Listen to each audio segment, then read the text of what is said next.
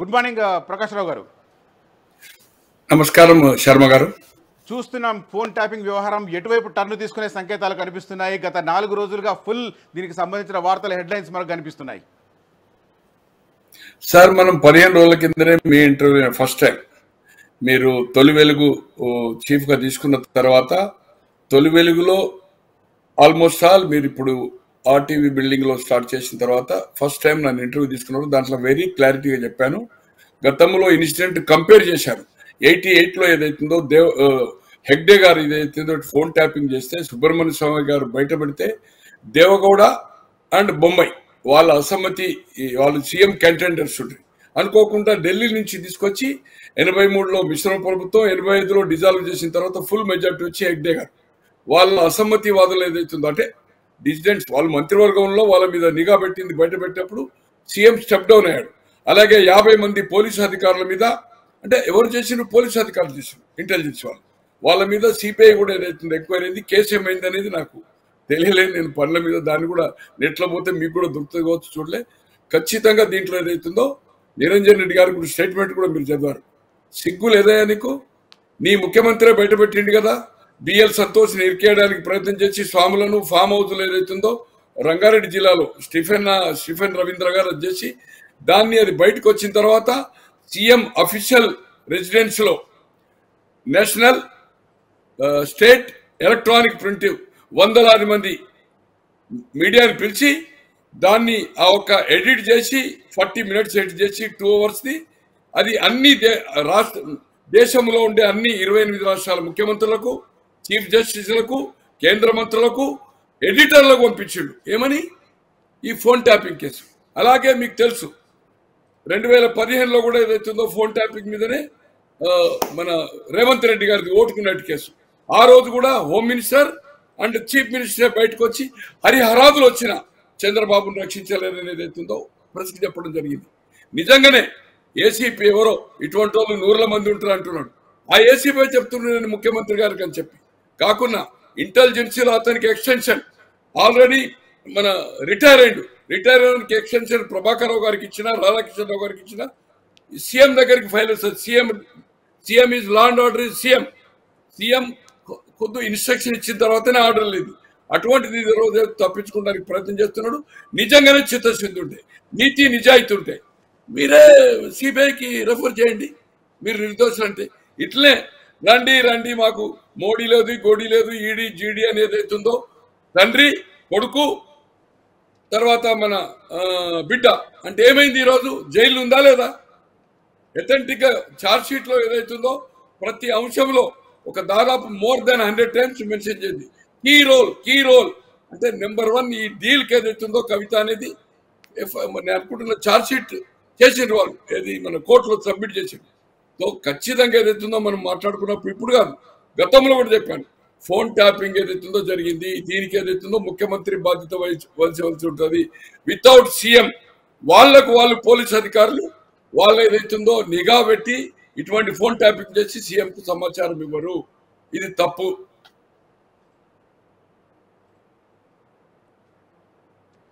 చెప్పండి sir. Right.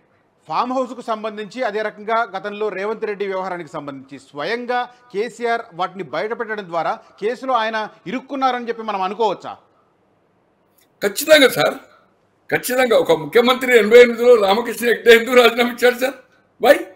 So ఖచ్చితంగా ఏదైతుందో ఈరోజు ఇంకోటి, రేవంత్ రెడ్డి గారు ముఖ్యమంత్రి కాకముందు ఏం మాట్లాడేదో లేదు అని ఒక ప్రతిపక్ష నాయకుడిగా, ఒక పిసిసి అధ్యక్షునిగా. కానీ ఈరోజు ఒక బాధ్యత గల వ్యక్తిగా ఎప్పుడైతే ఇది అంశము పత్రికలకు ఒక రోజు వచ్చిందో దానికంటే ముందే రాబోయే రోజుల్లో కేసీఆర్ జైలుకు పోతాడు, జైల్లో చెర్లపల్లి జైల్లో ఆయనకు 2 bedroom కడతా అని చెప్పాడు. అదే మాట ఏదైతుందో తుమ్మల నాగేశ్వరరావు గారు చెప్పారు, అదే మాట పొంగిలేటి గారు చెప్పారు, అదే మాట కోమటిరెడ్డి వెంకరెడ్డి చెప్పారు, అదే మాట ఉత్తమ్ కుమార్ రెడ్డి గారు చెప్పారు, అదే మాట పొన్నం ప్రభాకర్, 5 మంత్రులు చెప్పారు. అది ముఖ్యమంత్రి చిట్ చాట్లో వాళ్ళ క్యాబినెట్లా లేకపోతే వాళ్ళ ఒక గ్రూప్ ఏదన్నా ఇష్యూస్ డిస్కస్ చేసినప్పుడు ఈ అంశాన్ని ఏదైతుందో వాళ్ళతో ప్రస్తావించాడు. దొరికిపోయాడు మన కేసీఆర్ ఫోన్ ట్యాపింగ్ లో. ఖచ్చితంగా రాబోయే రోజుల్లో జైలుకు పోవడం ఖాయము. మనకేమి చేతికి మట్టి అంటకుండా ఏమి లేకుండా ఆయనే చిక్కిపోయిండు. అని చెప్పడంతో ముఖ్యమంత్రి చెప్తా ఉంటే వీళ్ళు కూడా ఏదైతుందో ముఖ్యమంత్రి గారి దగ్గరికి ఫైల్ ఉంది కనుక మంత్రులకు రాదు కదా. ఈయన హోమ్ మినిస్టర్ ఎక్కడైనా కానీ మీకు తెలుసు, గతంలో మాట్లాడుకున్నాం, కేంద్రంలో కానీ home minister law and order ప్రధానమంత్రి లెక్క ఉంటుంది. రాష్ట్రంలో ఎప్పుడైనా ఏదైతుందో హోమ్ మినిస్టర్ ఉన్నా కూడా లా అండ్ ఆర్డర్ ఎవరివ్వరు. Law and order with CM, DIG intelligence వాళ్ళ బాస్ డీజీపీ కానీ ఆర్ హోమ్ మినిస్టర్ కానీ బాధ్యుడు కాడు. ఏ రిపోర్ట్ ఉన్నా కూడా సీఎంకే ఎవ్రీడే బ్రీఫ్ ఇస్తాడు.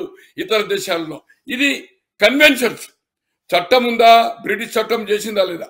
అలాగే ఇతను లా అండ్ ఆర్డర్ ఒకే ఒకసారి నాకు తెలిసినంత వరకు 1970లో మన్మోహన్ రెడ్డి గారు ముఖ్యమంత్రిగా ఉండి తెలంగాణ ఉద్యమం నడుస్తున్న సందర్భంలో వెంగళరావు గారిని మొదటిసారిగా, జలగం వెంగళరావు గారిని మొదటిసారిగా మంత్రివర్గంలో తీసుకొని home minister with law and order ఇచ్చాడు.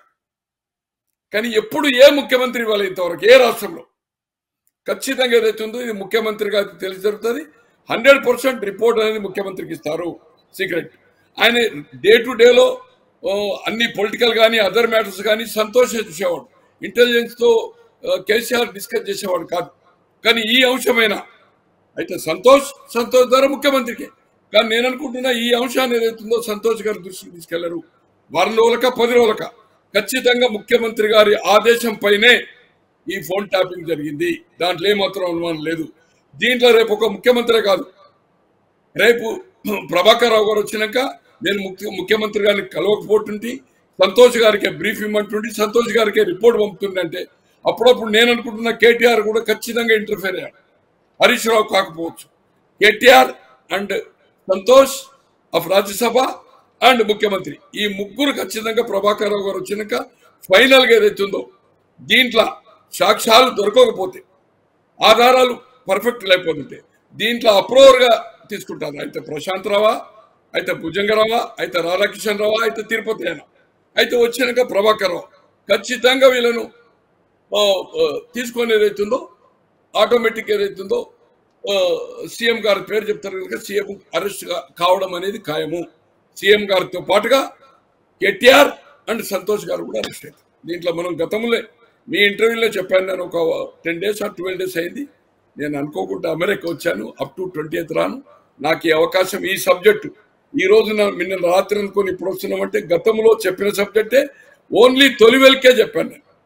మళ్ళీ ఏదైతుందో ఈ రోజు ప్రముఖంగా పేపర్లో రావడం, మీరు అడగడం, నాకు చెప్పే అవకాశం రావడం ఏదైతుందో చాలా సంతోషం శర్మ గారు.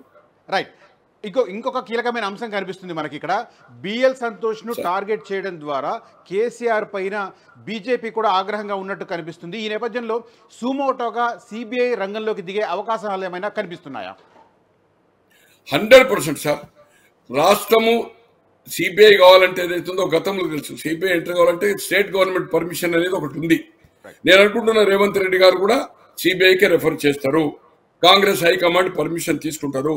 దీంట్లో బిఎల్ సంతోష్ గారిని ఇరికేయడంలో, ఫోన్ ట్యాపింగ్ లో ఖచ్చితంగా ఆ రోజు నుంచి బీజేపీ ఏదైతుందో కేసీఆర్ ఎప్పుడు దొరుకుతాడా, కేసీఆర్ ఎప్పుడు తొక్కాలనేది ఏదైతుందో వాళ్ళలో ఉంది. ఇది చాలా చర్చనీయాంశమైంది. బిఎల్ సంతోష్ అనేవాడు ఆర్ఎస్ఎస్ నుంచి వచ్చి పార్టీ జనరల్ సెక్రటరీగా ఇప్పుడు ఉన్నాడు. అతను నేను అనుకుంటున్నా వారానికి 2 రోజుల 3 రోజులు పిఎం గారు పిఎం ఆఫీసులో ఉంటే సౌత్ బ్లాక్ లో అతను almost all daily 4 hours 5 hours కూర్చుంటాడు పిఎం గారు ఉంటే. లేకున్నా కూడా ఇష్యూస్ ఏదైతుందో ఏది పార్టీ నడపాలన్నా కూడా ఆర్ఎస్ఎస్ నుంచి మన స్టేట్ లెవెల్ అయితే ఇంతకుముందు మంత్రి శ్రీనివాసరావు గారు ఉండాలా, అధ్యక్షులు అది ఏముండదు. అంత ఏదైతుందో ఆర్ఎస్ఎస్ నుంచి వచ్చే వాళ్ళు ఏదైతుందో వాళ్ళకు పెళ్లిళ్ళు చేసుకోరు, వాళ్ళకి ఏం స్వార్థం ఉండదు, రాజకీయ ప్రయోజనాలు ఉన్నాయి. వాళ్ళు ఏదైతుందో ప్రతి రాష్ట్రంలో అట్లే ఉంటారు, కేంద్రంలో. బిఎల్ సంతోష్ ఈజ్ వెరీ అంటే దేశ అధ్యక్షుడు నడ్డా కంటే కూడా ఈజ్ పవర్ఫుల్. ఈవెన్ సర్వేలు కూడా ఏదైతుందో చేయించినప్పుడు నా ఒక మిత్రుడు నేషనల్ లెవెల్ ఉండే సర్వే, అది మీకు తెలుసు, రవిచంద్ పీపుల్స్ పల్స్, అతను పోలేదనుకోండి, అతను పోయాడా లేదా కానీ వాళ్ళ రిప్రజెంటేటివ్ త్రిపుర చేసినప్పుడు సౌత్ బ్లాక్ పోయి 4 hours 3 years బ్యాక్ అయింది అనుకుంటే త్రిపుర రిపీట్ అయింది. సో త్రిపుర ఇష్యూలో 4 hours పోయి సంతోష్ గారితో కూర్చున్నాడు. ఏది సౌత్ బ్లాక్ లో కూర్చుండి ఇష్యూస్ ను ఆఫ్టర్ పోలింగ్ రిప్రజెంటేటివ్ గా పిలిపించుకొని సంతోష్ గారు మాట్లాడారు. అప్పుడు రవి గారు, నేను అనుకుంటున్నా రవిచంద్ గారు ఈజ్ ఇన్ హైదరాబాద్ నాకు తెలిసినంత వరకు. Subject to correction. Even Ravichandra గారు కూడా పోవచ్చు. కనుక బిఎల్ సంతోష్ ఇష్యూలో ఖచ్చితంగా కేసీఆర్ ఏదైతుందో అతన్ని కావాలని ఇరికించాడు కనుక వాళ్ళు ఏదైతుందో ఇప్పుడు ఎవిడెన్స్తో సహా క్లారిటీగా పట్టుబడ్డది కనుక ఖచ్చితంగా సెంట్రల్ గవర్నమెంట్ కూడా ఇంటర్ఫియర్ అవుతుంది. అవసరమైతే వాళ్ళే దీన్ని ఈ రాష్ట్ర ప్రభుత్వం గిట్ట ఏమన్నా డిలే ప్రాసెస్ చేస్తే they will take action. And ఇప్పుడు మీరు అన్నట్టుగా పేపర్లో వచ్చినట్టుగా సెంట్రల్ ఇంటెలిజెన్సీ అంటే ఇక్కడ ఉంటుంది సెంట్రల్ చెప్పండి, కేంద్రం అధికారులు ఇక్కడికి పంపించినట్టుంది. వాళ్ళు వచ్చి ఏదైతుందో ఇవంతా ఎంక్వైరీ చేస్తారు. దెన్ సీఎం ఏ పరిస్థితిలో కూడా దాన్ని సిబిఐకి అప్పచెప్తాడనేది నాకు విశ్వాసం ఉంది. But subject to the high command permission. ఎందుకంటే దీనికి ఒక నేషనల్ పార్టీ కనుక ఇది రీజనల్ పార్టీ కాదు కనుక కేంద్ర పరిధిలో నేను అనుకుంటాను ఆఫ్టర్ 2nd June ఈమె రికమెండ్ టు సిబిఐ చేసే అవకాశం ఉంది. అసలైన తొలి వెలుగు. ఫాలో వాట్సాప్ @తొలి వెలుగు official.